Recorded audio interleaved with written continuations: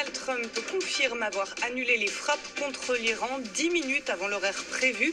Dans une série de tweets, le président américain reconnaît donc que des avions de combat devaient frapper des radars ou encore des batteries de missiles. Finalement, le patron de la Maison-Blanche a changé d'avis alors que les avions avaient déjà décollé. C'est ce qu'avait rapporté ce matin le journal Le New York Times. Aucun des trois candidats à la présidence de la Commission européenne n'est apparu comme faisant l'objet d'un consensus. C'est ce que confirme Emmanuel Macron. Au lendemain de l'échec des négociations, les pays membres de l'Union européenne n'ont pas réussi à se mettre d'accord pour trouver un successeur à Jean-Claude Juncker. Il n'y avait pas de majorité claire, estime le président français.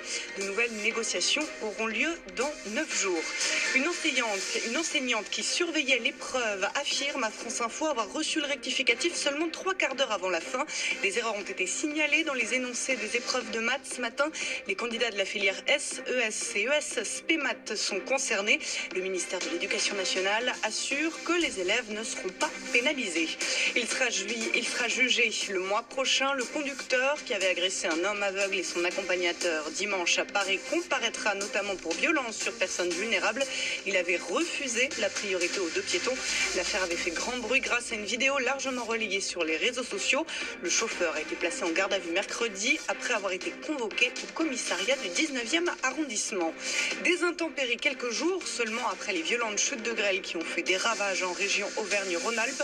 5 départements du sud-est de la France actuellement en vigilance orange. La Drôme, l'Ardèche, l'Isère, la Savoie et la Haute-Savoie.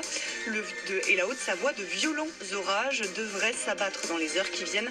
D'abord sur la Drôme et l'Ardèche, ils atteindront la Savoie vers minuit.